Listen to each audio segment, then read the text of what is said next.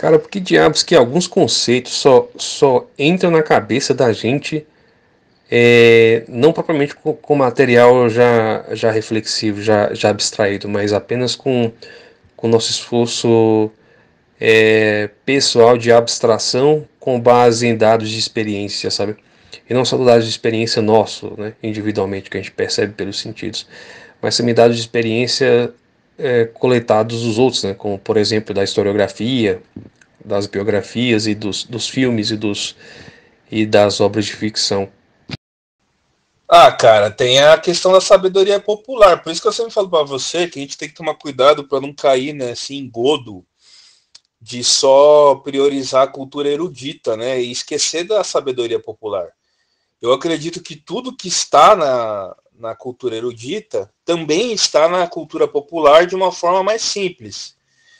Então, por exemplo, às vezes uma frase de um ditado popular, ele resume um conceito filosófico que você pode ir profundo nele através dos livros, através de alguma meditação, seja do que for, mas uma simples frase da sabedoria popular já resume tudo isso. Por isso que o saber, ele não está ligado a você ser prolixo, né? A você falar com termos complexos e você fazer uma construção de raciocínio mais complexa, né? Você pode ter, por exemplo, numa pessoa que nunca leu um livro, que é analfabeta, cara, ela, através das observações dela e dos sentidos dela e da racionalização dos sentidos dela, também chegar à mesma conclusão que um filósofo que está no. Ou um monge que está meditando, entendeu? Então, por isso que eu falo para você, cara, a gente não pode. A gente reclama do povo brasileiro que não atingiu ainda um nível civilizatório, eu também concordo com isso. Mas não quer dizer que ele não tenha a sua complexidade e a sua apreensão de mundo, entendeu? Ela existe da mesma forma. E isso existe na gente também. Por exemplo, se você é um cara observador e você é um cara que pela indução e pela dedução, seja pelo silogismo aristotélico, né, pela dedução ou pela indução, você apreende a realidade. Se você faz isso e você alia isso, soma isso à capacidade de leitura, de mundo, de ouvir histórias, de ver filmes, documentários, de ouvir pessoas mais velhas contando seus relatos. Enfim, se você é um observador que por você mesmo você faz essas coisas e ao mesmo tempo você também soma a isso uma carga de leitura e de erudição, cara, você vai longe, cara. Eu acho que esse é o caminho, entendeu? Você vai longe. Então, você não pode nem ser só academicista no sentido de ficar lendo livros e fazendo recriações, né? Como você tem que ser observador e partir das ideias por si próprio.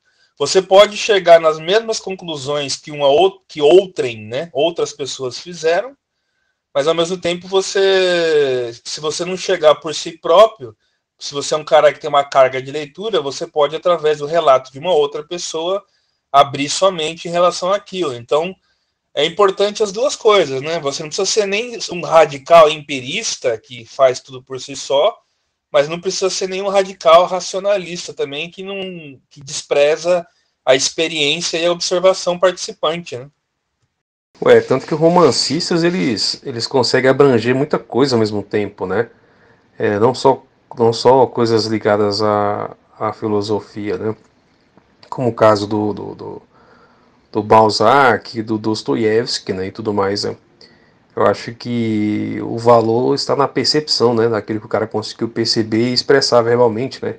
Ou explicar, né? Através da linguagem dele.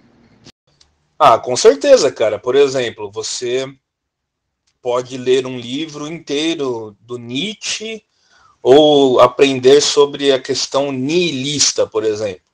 Mas se você lê o Crime e Castigo, você vê que tudo aquilo ali está materializado metaforicamente no Raskolnikov, nos demônios também, né? Com aqueles grupos subversivos lá, de anarquistas lá,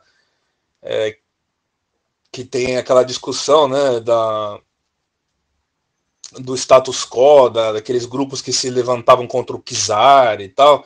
Cara, se você lê um romance, você vê que os personagens representam cada um deles alguma tendência política, algumas situações elas são exemplificadas de situações que ocorreram na história. Por isso que eu sempre defendo os meios de comunicação no sentido que eles deveriam fazer uma dramaturgia educativa, cara. Sabe, tudo bem, você não precisa fazer só documentário ou só aulas, videoaulas, né? Mas se você vai partir para dramaturgia, por que não fazer uma coisa histórica, uma coisa que vai contribuir também de uma forma lúdica para a pessoa aprender o conhecimento, saber do que aconteceu no passado, saber das suas origens, né? Antigamente você ainda via alguma produção ou outra da televisão aberta que tinha seu valor, né? Embora eles sempre focassem nos romantismo barato, mesmo nas histórias de época, as passagens históricas ficavam em segundo plano, né? Eles deixavam muito em destaque as relações amorosas, essas coisas, né? Do personagem e tal, triângulos amorosos. Era muito mais importante isso do que a história. Mas já era alguma coisa que praticamente desapareceu hoje, cara. Você não vê mais isso hoje. Tô falando em TV aberta, né? Eu nem assisto mais, mas você não vê. Isso desapareceu por completo, né? E eu acho que a dramaturgia e a literatura também, elas têm um poder muito grande de convencimento, né? E esse poder de convencimento poderia ser usado por alguma coisa útil, né? Para fazer o cidadão, pelo menos, ter um contato com a cultura, já que a gente vive num país que as pessoas não são dadas à cultura, à leitura, né? A leitura é uma coisa muito deficitária no Brasil. Já que o indivíduo não aprende o conhecimento pelos livros, ele poderia aprender pela imagem, né? Pelo recurso audiovisual, né? O recurso audiovisual está aí para isso também, né?